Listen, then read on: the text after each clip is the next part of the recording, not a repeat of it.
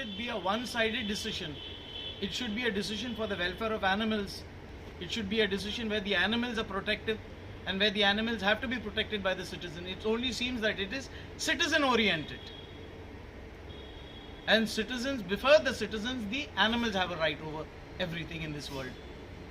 मेरी अपने नागपुर वासियों से खास करके एक मार्मिक अपील है हमारे पीटर सर के साथ में, और हम सभी जितने भी प्राणी लवर हैं, जो एनिमल्स लवर हैं, जो हम प्रकृति के बनाए भगवान खुदा के बनाई हुई कृतियाँ हैं, ये जो प्राणी है मुक्के बेलावारी जख्मी बीमार घूमने वाले, जो माननीय अदालत ने फैसला दिया है और महानगर पालिका खास करके उस जजों के फैसले पे जो इतने मतलब तीव्रता से काम कर रही है, मेरी इन लोगों से अपील है कि कृपया आप लोग इन मुख्य प्राणियों का भी ध्यान रखें। वो भूखे प्यासे कहाँ जाएंगे, कौन उनको खाना खिलाएंगे? जो अच्छा काम कर रहा है, इंसानियत मानवता का जो काम कर रहा है, उसके विरुद्ध कैसे फैसला दिया गया ये तो माननीय अदालतें ही जाने।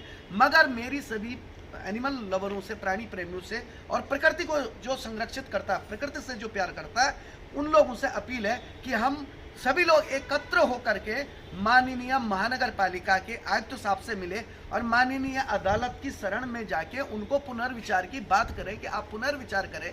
ये जो बेलावारी श्वान है जिनके विरुद्ध आप लोगों ने फैसला दिया, मुट्ठी भर द्रोही लोगों के उस पे पिटीशन पे, कुछ मुट्ठी भर लोगों के जिनके बच्चे पत्थर मारते हैं, कूदा बराबर पत्थर मारते हैं, उनको पत्थरों से मार के भगाते हैं, ऐसे लोगों का कहने पे आपने ये सब किया। क्या आप लोगों को भूख प्यास का दर्द पता है? अगर भूख लगती, प्यास लगती है, वो बेजुबान जो बोल नहीं पाते हैं, उनके प्रति आप लोगों की संवेदना, आप असंवेदनशील कैसे हो सकते हैं? ये तो इंसानियत मानवता के खिलाफ हुआ है। मगर सभी प्राणी प्रेमी अपने मतभेदों को भूल के एकजुट हो, एक मंच के नीचे आए और हम लोग जरूर शासन प्रशासन इस बात की अपील करें, उन्हें ये पूछे, ये असंख्य जो लाखों है पूरे नागपुर के कोने कोने में, उनका संरक्षण कैसा होगा? उनको खाना कौन खिलाएगा? उनको पिलाएगा कौन?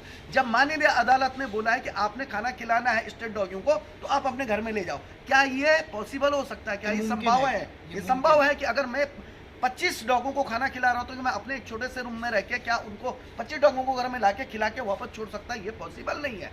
दूसरी बात, जब माननीय अदालत ने, माननीय जजों ने ये डिसीजन दिया है कि आप उनको खाना नहीं खिला सकते हैं, तो मुझे एक बात समझ में नहीं आ रही, पिछले 3-4 दिनों से महानगर पालिका के या शासन प्रशासन जो भी हो, जिला प्रशासन, ये लोग उठा कैसे रहे डॉगों को? ये तो उठाना पॉसिबल नहीं है। ये तो माननीय सर्वोच्च न्यायालय के विरुद्ध है ना कि आप इस जगह से उठा के उस जगह डाल रहे हैं, कंटेम्प्ट है, राइट? आप इस जगह से उठा के उस जगह छोड़ रहे हैं, उस जगह से उठा के उस जगह छोड़ रहे हैं, वो तो वैसे भी तड़प तड़प के मर रहे हैं। तो इसके विरुद्ध हमें एकजुट होकर संवैधानिक लड़ाई लड़नी होगी। मिस्टर पीटर, आप क्या कहना चाहोगे लोगों से, फिर इस बारे में हमें क्या करना है? Sir, as he has spoken about the welfare of the animals, it is a very clear-cut decision that whatever we have to do, we have to make the general public aware that animals have a place in society, a place in this world, and it is where are they going to go if they have no food? Obviously, they will become more violent, they will become more this thing, and they will be more dangerous for people.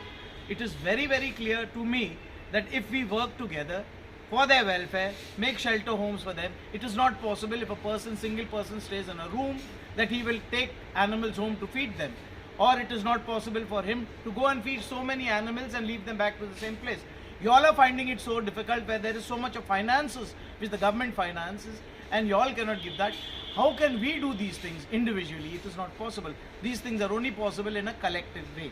It can only be done when all together, then we all come in a collective manner and help one another, help organizations, and all those who love animals are to counter this decision which has been given by the High Court. It has to be reviewed, it has to be revised, and it has to be overseen again, and there has to be a change in it. Thank you. मानवता के नाते, इंसानियत के नाते मैं माननीय अदालत से अपील करूंगा, माननीय उन जजों से अपील करूंगा और उन मुट्ठीभर लोगों ने जिन्होंने ये पिटीशन लगाई थी कोर्ट में इन मुख्य प्राणियों के खिलाफ कि क्या आपके अपने बच्चों को आप भूखा रख सकते हैं? क्या अपने बच्चों का दुख दर्द को अनदेखा कर सकते हैं? जैसे आपने इंसानियत के, क्योंकि ये सब प्रकृति ने बनाया, भगवान ने, खुदा ने, गॉड नहीं बनाया ना इनको, इन प्रकृतियों को।